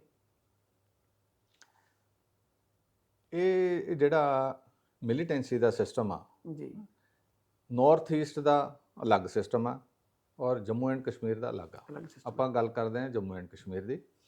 ਜੰਮੂ ਐਂਡ ਕਸ਼ਮੀਰ ਦੇ ਵਿੱਚ ਕੀ ਆ, ਇਹ ਇੱਕ ਤਰ੍ਹਾਂ ਦਾ ਬਿਜ਼ਨਸ ਬਣਿਆ ਹੋਇਆ। ਜੀ ਇਸ ਬਿਜ਼ਨਸ ਦੇ ਅੰਦਰ ਕੁਝ ਲੀਡਰ ਨੇ, ਜਿਹਾਦੀ ਲੀਡਰ, ਜੀ ਉਹ ਦੁਨੀਆ ਤੋਂ ਅਲੱਗ-ਅਲੱਗ ਮੁਲਕਾਂ ਤੋਂ ਜਿਹਾਦ ਦੇ ਨਾਂ ਦੇ ਉੱਤੇ ਪੈਸਾ ਇਕੱਠਾ ਕਰਦੇ ਨੇ। ਓਕੇ ਉਸ ਪੈਸੇ ਦੇ ਨਾਲ ਇਹ ਟ੍ਰੇਨਿੰਗ ਦਿੰਦੇ ਨੇ, ਹਥਿਆਰ ਦਿੰਦੇ ਨੇ, ਜਿਹੜੇ ਬਿਨਾਂ ਕਿਸੇ ਕੰਮਕਾਰ ਤੋਂ ਨਕਾਰ ਜਿਹੜੇ ਲੋਕੀ ਤੁਰੇ ਫਿਰਦੇ ਨੇ ਜੀ ਪਾਕਿਸਤਾਨ ਦੇ ਅੰਦਰ, ਉਹਨਾਂ ਸਾਰਿਆਂ ਨੂੰ ਟ੍ਰੇਨਿੰਗ ਦੇ ਕੇ, ਔਰ ਕੁਝ ਉਹਨਾਂ ਦੇ ਵਿੱਚੋਂ ਤੁਹਾਨੂੰ ਮੈਂ ਇਹ ਵੀ ਦੱਸਣਾ ਚਾਹੁੰਦਾ, ਉਹਨਾਂ ਦੇ ਐਸੇ ਮਦਰਸੇ ਖੋਲ੍ਹੇ ਹੋਏ ਨੇ ਪੀਓਕੇ ਦੇ ਵਿੱਚ, ਜੀ ਜਿੱਥੇ ਉਹਨਾਂ ਨੂੰ ਬਚਪਨ ਤੋਂ ਟ੍ਰੇਨਿੰਗ ਦੇਣੀ ਸ਼ੁਰੂ ਕਰ ਦਿੰਦੇ ਨੇ ਔਰ ਉਹਨਾਂ ਦਾ ਬ੍ਰੇਨ ਵਾਸ਼ ਕਰ ਦਿੰਦੇ ਨੇ। ਜੀ ਉਹਨਾਂ ਬੱਚਿਆਂ ਨੂੰ ਜਦੋਂ ਵੱਡੇ ਹੁੰਦੇ ਨੇ, ਨਾਲ ਨਾਲ ਉਹਨਾਂ ਨੂੰ ਮੈਂਟਲ ਟ੍ਰੇਨਿੰਗ, ਉਹਨਾਂ ਦੀ ਫਿਜ਼ੀਕਲ ਟ੍ਰੇਨਿੰਗ, ਨਾਲ ਹੀ ਉਹਨਾਂ ਨੂੰ ਹਥਿਆਰਾਂ ਦੀ ਟ੍ਰੇਨਿੰਗ, ਇਹ ਸਾਰਾ ਕੁਝ ਦਿੱਤਾ ਜਾਂਦਾ, ਔਰ ਉਹਨਾਂ ਨੂੰ ਇੱਕੋ ਚੀਜ਼ ਸਿਖਾਈ ਜਾਂਦੀ ਆ ਕਿ ਤੁਸੀਂ ਇਸ ਦੁਨੀਆ ਦੇ ਵਿੱਚ ਆਏ ਹੋ, ਪੈਦਾ ਹੋਏ ਹੋ ਸਿਰਫ ਜਿਹਾਦ ਕਰਨ ਦੇ ਲਈ। ਤੁਸੀਂ ਲੜਾਈ ਲੜਨੀ ਆ, ਯੋਧੇ ਬਣਨਾ, ਔਰ ਫਿਰ ਤੁਸੀਂ ਜੰਨਤ ਦੇ ਵਿੱਚ ਜਾਓਗੇ, ਔਰ ਜੰਨਤ ਦੇ ਵਿੱਚ ਤੁਹਾਨੂੰ ਹੂਰਾਂ ਮਿਲਣਗੀਆਂ, ਔਰ ਉਸ ਤੋਂ ਬਾਅਦ 'ਚ ਤੁਸੀਂ ਆਪਣੀ ਹਮੇਸ਼ਾ ਦੇ ਲਈ ਮੁਕਤ ਹੋ ਜਾਓਗੇ, ਔਰ ਆਪਣੀ ਲਾਈਫ ਜਿਹੜੀ ਉਹ ਜ਼ਿੰਦਗੀ ਉੱਥੇ ਜੰਨਤ ਦੇ ਵਿੱਚ ਕੱਟੋਗੇ। ਸਰ, ਜਿੰਨੇ ਤੁਸੀਂ ਖਤਰਨਾਕ ਮਿਸ਼ਨ ਕੀਤੇ ਨੇ, ਇਹਦੇ ਨਾਲ ਨਾਲ ਹਾਸਾ ਠੱਠਾ ਵੀ ਚੱਲਦਾ ਰਹਿੰਦਾ ਹੋਊਗਾ, ਕਿਉਂਕਿ ਐਂਟਰਟੇਨ ਵੀ ਜ਼ਰੂਰੀ ਹੈ ਨਾ। ਹਰ ਟਾਈਮ ਤੁਸੀਂ ਲੜਾਈ ਦੀ ਗੱਲ ਹੋਣੀ, ਹਰ ਟਾਈਮ ਮਾਹੌਲ ਗਰਮ ਰਹਿਣਾ, ਉਹਦੇ ਨਾਲ ਨਾਲ ਜਵਾਨਾਂ ਨੂੰ ਐਂਟਰਟੇਨ ਕਰਨਾ ਜਾਂ ਹਾਸਾ ਮਜ਼ਾਕ ਕਰਨਾ, ਇਹ ਤਾਂ ਤੁਹਾਡੇ ਚੱਲਦਾ ਰਹਿੰਦਾ ਹੋਊਗਾ ਵੀ। ਬਹੁਤ ਸੋਨੀ ਜੀ, ਸਿੱਖ ਰੈਜੀਮੈਂਟ ਦੇ ਜਿਹੜੇ ਜਵਾਨ ਨੇ ਜੀ ਉਹ ਇਕੱਲੇ ਯੋਧੇ ਹੀ ਨਹੀਂ, ਬਹੁਤ ਹਸਮੁਖ, ਬਹੁਤ ਪਿਆਰੇ ਇਨਸਾਨ ਵੀ ਹੁੰਦੇ ਨੇ। ਸਰ, ਕੀ ਇਹੋ ਜਿਹੀ ਘਟਨਾ ਜਿਹੜੀ ਤੁਹਾਨੂੰ ਹੁਣ ਤੱਕ ਯਾਦ ਹੋਵੇ, ਤੁਹਾਨੂੰ ਹੁਣ ਤੱਕ ਹਾਸਾ ਆ ਜਾਂਦਾ ਵੀ ਯਾਦ ਕਰਕੇ ਵੀ ਯਾਰ ਉਹ ਵੀ ਸਮਾਂ ਸੀਗਾ ਹੈ ਨਾ, ਜਦੋਂ ਇਦਾਂ ਦੇ ਜਿਹੜੀ ਮਾਹੌਲ 'ਚ ਰਹਿੰਦੇ ਹਾਂਜੀ ਹਾਂ, ਸੀਗੇ? ਮੈਂ ਤੁਹਾਨੂੰ ਕੁਪਵਾੜੇ ਦੀ ਗੱਲ ਸੁਣਾਉਣਾ। ਜੀ ਮੈਂ ਉੱਥੇ ਆਪਣੀ ਪੋਸਟ ਦੇ ਉੱਪਰ ਸੀ, ਜੀ ਤੇ ਸ਼ਾਮ ਦਾ ਟਾਈਮ ਸੀ, ਜੀ ਬਹੁਤ ਉੱਥੇ ਨਾਜ਼ੁਕ ਹਾਲਾਤ ਸੀਗੇ, ਜੀ ਤੇ ਇਦਾਂ ਦਾ ਉੱਥੇ ਹਾਲਾਤ ਸੀ ਕਿ ਕਿਸੇ ਟਾਈਮ ਦੇ ਉੱਪਰ ਵੀ ਤੁਹਾਡੀ ਪੋਸਟ ਦੇ ਉੱਤੇ ਹਮਲਾ ਹੋ ਸਕਦਾ, ਫਾਇਰ ਹੋ ਸਕਦਾ, ਔਰ ਕੁਝ ਵੀ ਪੋਸੀਬਲ ਹੋ ਸਕਦਾ। ਜੀ ਤੇ ਮੇਰੇ ਹੁਕਮ ਸਾਰੇ ਜਵਾਨਾਂ ਨੂੰ ਇਹ ਸੀ ਕਿ ਕੋਈ ਵੀ ਜਵਾਨ ਜਿਹੜਾ ਆਪਣੇ ਬੰਕਰ ਤੋਂ ਬਾਹਰ ਨਿਕਲਦਾ, ਜਾਂ ਕੋਈ ਵੀ ਬਾਹਰ ਡਿਊਟੀ ਤੇ ਖੜਾ, ਸੰਤਰੀ ਡਿਊਟੀ ਦੇ ਉੱਤੇ ਖੜਾ, ਉਹ ਬੁਲਟ ਪ੍ਰੂਫ ਸਿਰ ਦੇ ਉੱਤੇ ਪਟਕਾ ਤੇ ਬੁਲਟ ਪ੍ਰੂਫ ਜੈਕਟ ਤੋਂ ਬਿਨਾਂ ਕੋਈ ਬਾਹਰ ਨਹੀਂ ਨਿਕਲੂਗਾ। ਨਹੀਂ ਨਿਕਲੂਗਾ। ਤੇ ਉਹ ਕੀ ਹੋਇਆ, ਇੱਕ ਦਿਨ ਸ਼ਾਮ ਨੂੰ ਮੈਂ ਬਾਹਰ ਨਿਕਲਿਆ ਤਾਂ ਮੇਰੇ ਬੰਕਰ ਦੇ ਥੋੜੀ ਦੂਰ ਤੇ ਇੱਕ ਜਵਾਨ ਸੰਤਰੀ ਡਿਊਟੀ ਤੇ ਸੀ ਤੇ ਮੈਂ ਦੇਖਿਆ ਕਿ ਉਹਨੇ ਸਿਰ ਦੇ ਉੱਤੇ ਬੁਲਟ ਪ੍ਰੂਫ ਪਟਕਾ ਨਹੀਂ ਪਾਇਆ ਹੋਇਆ ਸੀ। ਜੀ ਮੈਂ ਉਹਨੂੰ ਪੁੱਛਿਆ ਜਵਾਨ ਨੂੰ, ਮੈਂ ਕਿਹਾ ਬਈ ਤੂੰ ਸਿਰ ਦੇ ਉੱਤੇ ਪਟਕਾ ਨਹੀਂ ਪਾਇਆ, ਬੁਲਟ ਪ੍ਰੂਫ ਪਟਕਾ, ਹੁਕਮ ਨਹੀਂ ਤੈਨੂੰ ਪਤਾ ਚੱਲੇ ਕੀ ਪ੍ਰੋਬਲਮ? ਤੇ ਚੁੱਪ ਹੋ ਗਿਆ। ਤੇ ਮੈਂ ਕਿਹਾ ਤੇਰਾ ਕੌਣ ਆ ਸੀਨੀਅਰ? ਸੈਕਸ਼ਨ ਕਮਾਂਡਰ ਹੌਲਦਾਰ, ਬੁਲਾਓ ਉਹਨੂੰ। ਤੇ ਉਹ ਬੁਲਾ ਕੇ ਲੈ ਕੇ ਆਇਆ ਸੈਕਸ਼ਨ ਕਮਾਂਡਰ ਨੂੰ। ਤੇ ਮੈਂ ਉਹਨੂੰ ਹੌਲਦਾਰ ਸਾਹਿਬ ਨੂੰ ਪੁੱਛਿਆ, ਮੈਂ ਕਿਹਾ ਤੁਸੀਂ ਹੁਕਮ ਨਹੀਂ ਪਾਸ ਕੀਤੇ ਮੇਰੇ? ਇਹ ਜਵਾਨ ਤੁਹਾਡਾ ਬਿਨਾਂ ਬੁਲਟ ਪ੍ਰੂਫ ਪਟਕੇ ਤੋਂ ਡਿਊਟੀ ਦੇ ਰਿਹਾ। ਕਹਿੰਦਾ ਹੌਲਦਾਰ ਦੇ ਹੁਣ ਗੱਲ ਸੁਣਾ ਰਿਹਾ। ਹੌਲਦਾਰ ਕਹਿੰਦਾ ਸਰ ਇਹ ਜਿਹੜੇ ਨਵੇਂ ਜਵਾਨ ਆਏ ਨੇ ਨਾ, ਇਹ ਆਪਣੇ ਆਪ ਨੂੰ ਸੋਚਦੇ ਨੇ ਕਿ ਬਹੁਤ ਪੜ੍ਹੇ ਲਿਖੇ ਹੋਏ ਨੇ, ਇਹਨਾਂ ਨੂੰ ਕੋਈ ਵੀ ਗੱਲ ਦੱਸੋ ਇਹ ਅੱਗੋਂ ਐਗਰੋਟੇਸ਼ਨ ਕਰਦੇ ਨੇ। ਤੇ ਜਦੋਂ ਕਿਹਾ ਇਹ ਲਫ਼ਜ਼ ਇਸਤੇਮਾਲ ਕੀਤਾ ਐਗਰੋਟੇਸ਼ਨ, ਤਾਂ ਮੈਂ ਇੱਕਦਮ ਬੜਾ ਹੈਰਾਨ ਹੋਇਆ ਕਿ ਇਹ ਕਦੀ ਸੁਣਿਆ ਨਹੀਂ ਲਫ਼ਜ਼। ਇਹ ਕੀ ਚੀਜ਼ ਹੋਈ? ਠੀਕ ਹੈ। ਮੈਂ ਉਹਨੂੰ ਪੁੱਛਿਆ, ਮੈਂ ਕਿਹਾ ਐਗਰੋਟੇਸ਼ਨ ਕਰਦਾ? ਕਹਿੰਦਾ ਹਾਂਜੀ, ਜੇ ਉਹਨੂੰ ਕੋਈ ਗੱਲ ਦੱਸੋ ਤਾਂ ਅੱਗੋਂ ਐਗਰੋਟੇਸ਼ਨ ਕਰਦਾ। ਅੱਛਾ। ਮੈਂ ਕਿਹਾ ਐਗਰੋਟੇਸ਼ਨ ਕਰਦਾ ਜਾਂ ਆਰਗੂਮੈਂਟ ਕਰਦਾ? ਕਹਿੰਦਾ ਹਾਂਜੀ ਹਾਂਜੀ ਉਹੀ। ਤੇ ਆਰਗੂਮੈਂਟ ਕਰਦਾ। ਸੋ ਇਹ ਜਵਾਨਾਂ ਨਾਲ ਤੁਸੀਂ ਨਾਰਮਲ ਆਪਣੀ ਲਾਈਫ ਦੇ ਵਿੱਚ ਤੁਰਦੇ ਫਿਰਦੇ ਹੋ, ਗੱਲਬਾਤ ਕਰਦੇ ਹੋ, ਤੁਹਾਨੂੰ ਬਹੁਤ ਹੀ ਹੱਸਣ ਖੇਡਣ ਵਾਲੀਆਂ ਚੀਜ਼ਾਂ ਨੇ ਜਿਹੜੀਆਂ ਉਹ ਲੱਭ ਜਾਂਦੀਆਂ ਨੇ। ਤੁਹਾਨੂੰ ਇੱਕ ਸੋਨੀ ਜੀ ਹੋਰ ਬੜੀ ਸੋਹਣੀ ਸੁਣਾਉਣਾ ਕਹਾਣੀ। ਜੀ ਇਹ ਵੀ ਉਸੇ ਸਮੇਂ ਦੀ ਗੱਲ ਆ ਜੀ, ਤਕਰੀਬਨ 2099 ਦੀ ਗੱਲ ਆ ਜੀ। ਤੇ ਅਮਰੀਕਾ ਦੇ ਪ੍ਰੈਜ਼ੀਡੈਂਟ ਨੇ ਬਿਲ ਕਲਿੰਟਨ ਨੇ ਆਉਣਾ ਸੀ ਜੀ ਇੰਡੀਆ ਦੇ ਵਿੱਚ। ਇੰਡੀਆ 'ਚ ਤੇ ਦਿੱਲੀ ਦੇ ਵਿੱਚ ਉਹ ਨਿਊਜ਼ਪੇਪਰ ਦੇ ਵਿੱਚ ਹਰ ਰੋਜ਼ ਆਉਂਦਾ ਸੀ ਕਿ ਜੀ ਬਹੁਤ ਤਿਆਰੀਆਂ ਕੀਤੀਆਂ ਜਾ ਰਹੀਆਂ ਨੇ, US ਦਾ ਪ੍ਰੈਜ਼ੀਡੈਂਟ ਆ ਰਿਹਾ, ਬਿਲ ਕਲਿੰਟਨ ਆ ਰਿਹਾ, ਤੇ ਉਹਨੇ ਇਸ ਜਗ੍ਹਾ ਦੇ ਉੱਤੇ ਜਾਣਾ, ਇੱਥੇ ਵਿਜ਼ਿਟ ਕਰਨੀ ਆ। ਤੇ ਮੇਰੇ ਕੋਲ ਉੱਥੇ ਸਾਡੇ ਲਾਈਨ ਆਫ ਕੰਟਰੋਲ ਦੇ ਉੱਤੇ ਜਦੋਂ ਨਿਊਜ਼ਪੇਪਰ ਪਹੁੰਚਦਾ ਸੀ ਅਖਬਾਰ, ਜੀ, ਤਾਂ ਉਹ ਤਕਰੀਬਨ 5-6 ਦਿਨ ਲੇਟ ਪਹੁੰਚਦਾ ਸੀ, ਕਿਉਂਕਿ LC ਦੇ ਉੱਤੇ ਪਹੁੰਚਦੇ ਉਹਨੂੰ 5-6 ਦਿਨ ਲੱਗ ਜਾਂਦੇ ਸੀ ਅਖਬਾਰ ਨੂੰ। ਤੇ ਮੈਂ ਉਹ ਸਵੇਰੇ ਉਹ ਅਖਬਾਰ ਪਿਆ ਸੀਗਾ, ਮੈਂ ਅਖਬਾਰ ਪੜ੍ਹਿਆ। ਤੇ ਅਖਬਾਰ ਪੜ੍ਹ ਕੇ ਮੇਰਾ ਸਹਾਇਕ ਸੀਗਾ, ਮੈਂ ਉਹਨੂੰ ਸਹਾਇਕ ਨੂੰ ਪੁੱਛਿਆ, ਮੈਂ ਕਿਹਾ ਕੁਲਦੀਪ ਤੈਨੂੰ ਪਤਾ ਕਲਿੰਟਨ ਸਾਹਿਬ ਆ ਰਹੇ ਨੇ? ਤੇ ਉਹਨੇ ਮੇਰੀ ਵੱਲ ਦੇਖਿਆ ਬੜੇ ਹੈਰਾਨਗੀ ਜੀ ਨਾਲ, ਤੇ ਸਿਰ ਜਾ ਥੋੜਾ ਜਿਹਾ ਘੁਮਾਇਆ ਕਿ ਵੀ ਜਿਹੜੀ ਸਾਹਿਬ ਗੱਲਬਾਤ ਕਰ ਰਹੇ ਨੇ ਕੋਈ ਇਹਦਾ ਮਤਲਬ ਆ। ਤੇ ਮੈਂ ਸੋਚਿਆ ਕਿ ਇਹ ਤਾਂ ਨੋਰਮਲ ਨੌਲੇਜ ਦੀ ਗੱਲ ਆ, ਇਹਨੂੰ ਪਤਾ ਕਿ ਹਾਂ US ਦਾ ਪ੍ਰੈਜ਼ੀਡੈਂਟ ਆ ਰਿਹਾ, ਜਵਾਨ ਆਪਸ ਵਿੱਚ ਵੀ ਗੱਲਾਂ ਬਾਤਾਂ ਕਰ ਲੈਂਦੇ ਨੇ। ਤੇ ਸਿਰ ਹਿਲਾਇਆ ਉਹਨੇ। ਤੇ ਉਸ ਤੋਂ ਬਾਅਦ 'ਚ ਮੈਂ ਆਪਣਾ ਨਹਾਉਣ ਦੇ ਲਈ ਚੱਲ ਗਿਆ। ਤੇ ਜਦੋਂ ਮੈਂ ਨਹਾ ਕੇ ਵਾਪਸ ਆਇਆ ਆਪਣੇ ਬੰਕਰ ਦੇ ਵਿੱਚ, ਤਾਂ ਮੇਰੇ ਬੰਕਰ ਦੇ ਵਿੱਚੋਂ ਟੇਬਲ ਬਾਹਰ, ਚੇਅਰ ਬਾਹਰ, ਅੱਧਾ ਸਮਾਨ ਸਾਰਾ ਬਾਹਰ। ਤੇ ਮੇਰੀ ਗੱਲ ਸਮਝ ਤੋਂ ਬਾਹਰ ਸੀ ਕਿ ਵੀ ਇਹ ਸਮਾਨ ਆ ਜਿਹੜਾ ਇਹ ਕਿਉਂ ਬਾਹਰ ਕੱਢਤਾ। ਤੇ ਮੈਂ ਉਹਨੂੰ ਪੁੱਛਿਆ, ਮੈਂ ਕਿਹਾ ਕੁਲਦੀਪ ਇਹ ਕੀ ਗੱਲ ਸਮਾਨ ਬਾਹਰ ਕੱਢਤਾ? ਕਹਿੰਦਾ ਸਾਹਿਬ ਜੀ ਇੱਥੇ ਦੂਜੀ ਚਾਰਪਾਈ ਲਾਉਣੀ ਆ। ਮੈਂ ਕਿਹਾ ਦੂਸਰੀ ਚਾਰਪਾਈ ਕਾਹਦੇ ਲਈ ਲਾਉਣੀ ਆ? ਕਹਿੰਦਾ ਸਾਹਿਬ ਤੁਸੀਂ ਦੱਸਿਆ ਸੀ ਨਾ ਉਹ ਕਲਿੰਡਰ ਸਾਹਿਬ ਆ ਰਹੇ ਨੇ। ਕਲਿੰਡਰ ਸਾਹਿਬ ਆ ਰਹੇ ਨੇ ਤੇ ਉਹ ਕਲਿੰਡਰ ਸਾਹਿਬ ਦੇ ਲਈ ਅਸੀਂ ਲਗਾਇਆ। ਤੇ ਮੈਂ ਪੁੱਛਿਆ, ਮੈਂ ਕਿਹਾ ਕਲਿੰਡਰ ਸਾਹਿਬ, ਇਹ ਕਲਿੰਡਰ ਸਾਹਿਬ ਕੌਣ ਆ? ਕਹਿੰਦਾ ਸਾਹਿਬ ਜੀ ਹੋਣਾ ਕੋਈ ਨਵਾਂ ਲੈਫਟੀਨੈਂਟ ਸਾਹਿਬ। ਸੋ ਇਦਾਂ ਦੀਆਂ ਗੱਲਾਂ ਬਾਤਾਂ ਜਿਹੜੀਆਂ ਨਾ, ਜਿਹਨੂੰ ਆਪਾਂ ਕਹਿੰਦੇ ਆ ਹਿਊਮਰ ਇਨ ਯੂਨੀਫਾਰਮ, ਇਹ ਬਹੁਤ ਜ਼ਿਆਦਾ ਹਿਊਮਰ ਹੈ ਜਿਹੜਾ ਸਿੱਖ ਟਰੂਪਸ ਦੇ ਨਾਲ, ਸਿੱਖ ਜਵਾਨਾਂ ਨਾਲ ਬਹੁਤ ਤੁਹਾਨੂੰ ਹਰ ਰੋਜ਼ ਦੀ ਡੇਟ ਦੇ ਵਿੱਚ ਬਹੁਤ ਜ਼ਿਆਦਾ ਹੱਸਣ ਖੇਡਣ ਨੂੰ ਮਿਲ ਜਾਂਦਾ। ਤੇ ਮੈਂ ਫਿਰ ਆਪਣੇ ਕਮਾਂਡਿੰਗ ਅਫਸਰ ਸਾਹਿਬ ਨੂੰ ਦੱਸਿਆ, ਮੈਂ ਕਿਹਾ ਤੁਸੀਂ ਦਿੱਲੀ ਇਨਫੋਰਮ ਕਰ ਦਿਓ ਪ੍ਰਧਾਨ ਮੰਤਰੀ ਸਾਹਿਬ ਨੂੰ ਕਿ ਬਿਲ ਕਲਿੰਟਨ ਸਾਹਿਬ ਜਦੋਂ ਆਉਣਗੇ ਪ੍ਰੈਜ਼ੀਡੈਂਟ ਅਮਰੀਕਾ ਦੇ, ਉਹਨਾਂ ਦਾ ਬੰਦੋਬਸਤ ਇੱਥੇ ਮੇਰੀ ਕੰਪਨੀ 'ਚ ਹੋ ਗਿਆ। ਉਹਨਾਂ ਦੀ ਚਾਰਪਾਈ ਇੱਥੇ ਲੱਗ ਗਈ ਆ, ਬੰਦੋਬਸਤ ਹੋ ਗਿਆ, ਤੇ ਉਹਨਾਂ ਨੂੰ ਇੱਥੇ ਆਉਣਾ ਹੁਣ ਉਹਨਾਂ ਦਾ ਜ਼ਰੂਰੀ ਆ। ਸਰ ਜਿਹੜੇ ਜਵਾਨ ਹੁੰਦੇ ਸੀਗੇ ਉਹ ਇੱਕ ਜਿਵੇਂ ਤੁਹਾਡਾ ਰਿਸ਼ਤਾ ਉਹਨਾਂ ਨਾਲ ਉਹ ਤਾਂ ਸੀਗੀ, ਜਿਹੜੀ ਫੌਜ ਦੀ ਤੁਹਾਡੀ ਇੱਕ ਰਿਸ਼ਤਾ ਹੁੰਦਾ ਹੈ ਨਾ ਜਵਾਨ ਤੇ ਸਾਹਿਬ ਦਾ, ਉਹ ਤਾਂ ਹੈਗੀ ਸੀਗਾ। ਉਹਨਾਂ ਚ ਕੁਝ ਜਵਾਨ ਤੁਹਾਡੇ ਦੋਸਤ ਵੀ ਬਣ ਜਾਂਦੇ ਸੀ, ਤੁਹਾਡੇ ਨਾਲ ਖੁੱਲ੍ਹ ਕੇ ਗੱਲਬਾਤ ਕਰਦੇ ਹੁੰਦੇ ਸੀ? ਸੋਨੀ ਜੀ, ਜਿਹੜਾ ਆਪਾਂ ਕਹਿੰਦੇ ਆ ਨਾ ਦੋਸਤੀ, ਜੀ ਇਹ ਸਾਡੇ ਫੌਜ ਦੇ ਸਿਸਟਮ ਦੇ ਅੰਦਰ ਸਾਡਾ ਜਿਹੜਾ ਰਿਸ਼ਤਾ ਹੁੰਦਾ ਜੀ ਜਵਾਨਾਂ ਦੇ ਨਾਲ, ਜੀ ਉਹ ਹਰ ਟਾਈਪ ਦਾ ਰਿਸ਼ਤਾ ਹੁੰਦਾ। ਦੋਸਤੀ ਦਾ ਵੀ ਹੁੰਦਾ, ਭਰਾਵਾਂ ਦਾ ਵੀ ਹੁੰਦਾ। ਇੱਕ ਅਫਸਰ ਹੈ ਜਿਹੜਾ ਉਹ ਆਪਣਾ ਪਿਓ ਦਾ ਰਿਸ਼ਤਾ ਵੀ ਨਿਭਾਉਂਦਾ, ਜੀ ਘਰ ਦਾ ਇੱਕ ਜ਼ਿੰਮੇਵਾਰ ਬਜ਼ੁਰਗ ਦੀ ਤਰ੍ਹਾਂ ਵੀ ਆਪਣੀ ਜ਼ਿੰਮੇਵਾਰੀ ਨਿਭਾਉਂਦਾ, ਜੀ ਰਾਈਟ। ਸੋ ਇਹ ਸਮੇਂ-ਸਮੇਂ ਦੇ ਉੱਪਰ ਤੁਹਾਡੀ ਅਪਾਇੰਟਮੈਂਟ, ਤੁਹਾਡੀ ਮੈਚੁਰਿਟੀ, ਜਿੱਦਾਂ ਤੁਸੀਂ ਲਾਈਫ 'ਚ ਉੱਪਰ ਜਾਂਦੇ ਹੋ, ਤਾਂ ਤੁਹਾਡਾ ਅਹੁਦਾ ਦੇ ਨਾਲ ਇਹ ਤੁਹਾਡੀਆਂ ਜ਼ਿੰਮੇਵਾਰੀਆਂ ਵੀ, ਤੁਹਾਡੀ ਰਿਲੇਸ਼ਨਸ਼ਿਪ ਵੀ, ਇਹ ਸਾਰੀਆਂ ਬਦਲੀ ਹੁੰਦੀਆਂ ਰਹਿੰਦੀਆਂ ਨੇ।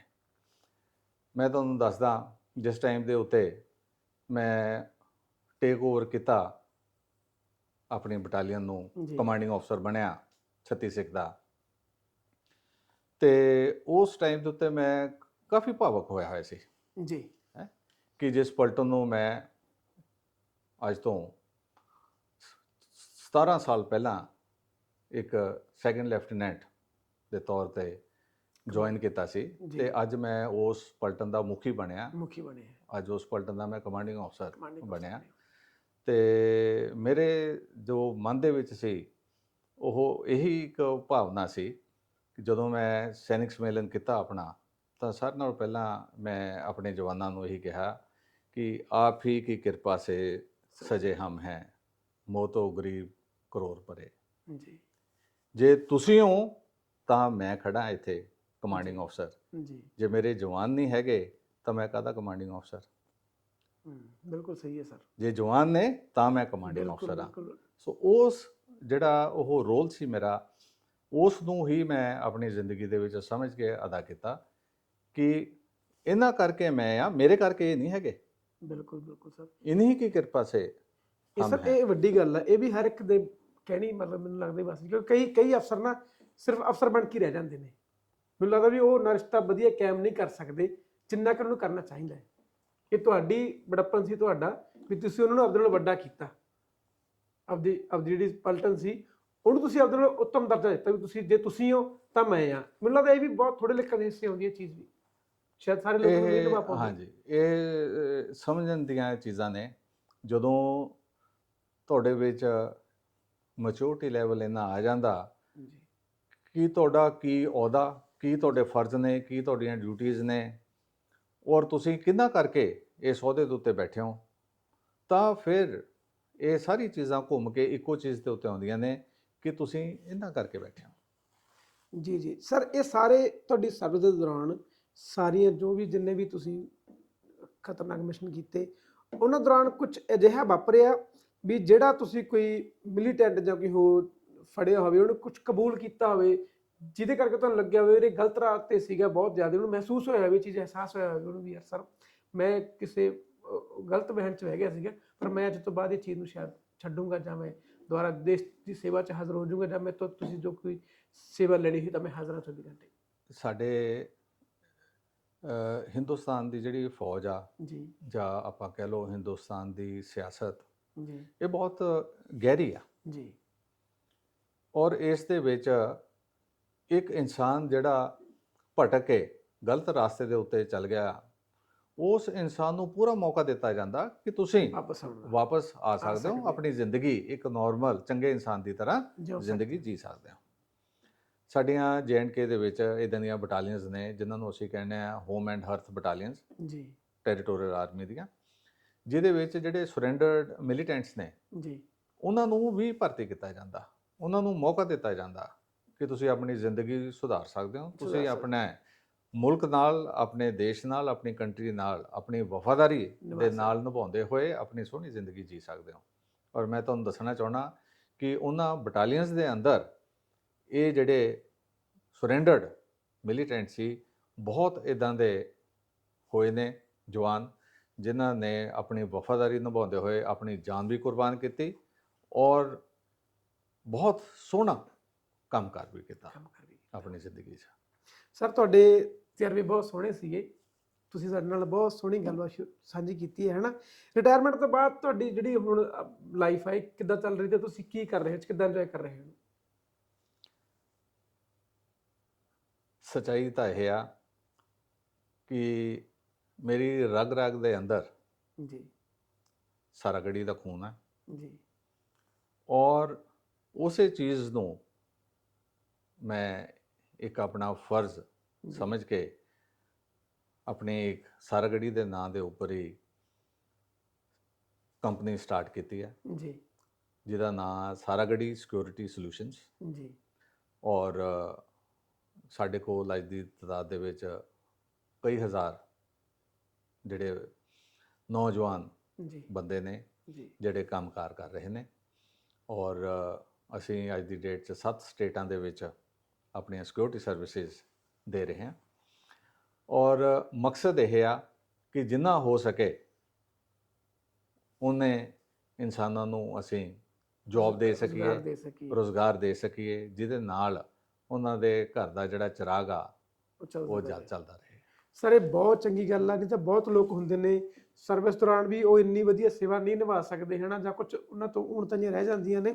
ਸਰਵਿਸ ਤੋਂ ਬਾਅਦ ਲੋਕ ਸੋਚਦੇ ਨੇ ਵੀ ਯਾਰ ਹੁਣ ਬਹੁਤ ਕਰ ਲਿਆ, ਰਿਟਾਇਰਮੈਂਟ ਲੈ ਲਈਏ, ਆਪਣੀ ਬਾਕੀ ਬਚਦੀ ਜ਼ਿੰਦਗੀ ਨੂੰ ਆਪਣੇ ਦੋਸਤਾਂ ਮਿੱਤਰਾਂ ਨਾਲ, ਆਪਣੇ ਪਰਿਵਾਰ ਨਾਲ ਇੰਜੋਏ ਕਰੀਏ। ਤੁਸੀਂ ਪਰਿਵਾਰ ਨਾਲ, ਦੋਸਤਾਂ ਮਿੱਤਰਾਂ ਨਾਲ ਜ਼ਿੰਦਗੀ ਤਾਂ ਇੰਜੋਏ ਕਰ ਹੀ ਰਹੇ ਹੋ, ਨਾਲ ਦੇ ਨਾਲ ਜਿਹੜਾ ਤੁਸੀਂ ਪਹਿਲਾਂ ਤੁਸੀਂ ਦੇਸ਼ ਦੀ ਸੇਵਾ ਕੀਤੀ ਸਰ, ਉਹ ਬਹੁਤ ਚੰਗੇ ਤਰੀਕੇ ਨਾਲ ਤੁਸੀਂ ਦੇਸ਼ ਦੀ ਸੇਵਾ ਨੂੰ ਨਿਭਾਇਆ।